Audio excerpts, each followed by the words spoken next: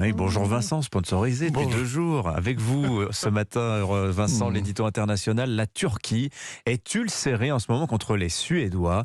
Elle va mettre son veto à leur entrée dans l'OTAN. L'autodafé d'un Coran à Stockholm donne en fait à Recep Tayyip Erdogan un magnifique alibi. Oui, à Stockholm, ce week-end, un provocateur s'est mis en scène en brûlant un Coran. C'est un habitué de ce genre de scandale qui électrise les médias scandinaves et qui excite les islamistes. La Suède, si fière de sa tradition libertaire, n'a pas traité l'incendiaire avec un canon à eau. La justice l'a laissé jouer avec les allumettes. Et si la police est déployée, c'est pour éviter qu'il se fasse lyncher par les musulmans qui l'offensent. Pour Recep Tayyip Erdogan, ce blasphémateur est un cadeau du ciel. S'il n'existait pas, les frères musulmans auraient dû l'inventer. Il a suffi d'un peu d'essence et d'un briquet, et abracadabra, le président turc n'est plus le maître chanteur au cœur dur qui exigeait en vain qu'on lui livre 28 opposants réfugiés à Stockholm, journalistes comploteurs, terroristes kurdes, complices de Fethullah Gülen, son ancien maître. Le censeur s'est évanoui en fumée. Reste un homme d'État blessé, une victime. Et les dirigeants scandinaves, l'Europe, l'Amérique, l'OTAN, les foules en colère, tous compatissent et dénoncent l'autodafé répugnant. Partout, les Suédois rasent les murs et Erdogan leur claque la sublime porte au nez. Il défend ce que les paysans d'Anatolie ont de plus précieux, leur foi.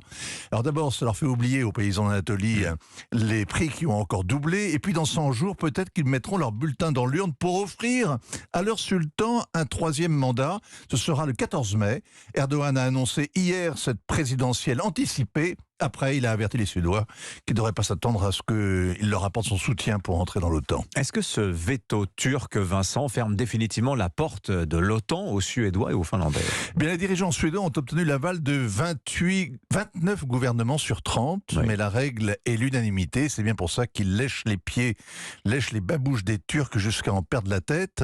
Et le pire, c'est qu'en retour, ils n'ont reçu que des coups de pied. Samedi encore, le ministre de la Défense suédois a été prié de rester chez lui alors qu'il s'apprêtait à embarqué pour Ankara. Le gouvernement Kristersson est au pouvoir depuis 3 mois, mais cette affaire l'a complètement usé. C'est difficile de garder la tête haute quand les Turcs exigent le renvoi d'un ministre photographié il y a 10 ans à une réunion de Kurdes, lorsqu'ils convoquent l'ambassadeur pour des excuses officielles après une émission satirique, ou quand ils réclament la liste des participants à une manifestation d'opposition. Kristersson supporte le supplice stoïquement. Il doit se dire qu'une fois réélu, le sultan saura se montrer miséricordieux. Est-ce qu'il a raison d'être optimiste ? Mais ça dépend de ce qui va se passer en Ukraine. Que la Suède et la Finlande abandonnent leur neutralité et viennent renforcer l'OTAN est un désaveu cinglant pour Moscou qui voulait justement empêcher l'élargissement de l'OTAN. Ce sera difficile de priver les Américains de cette victoire-là.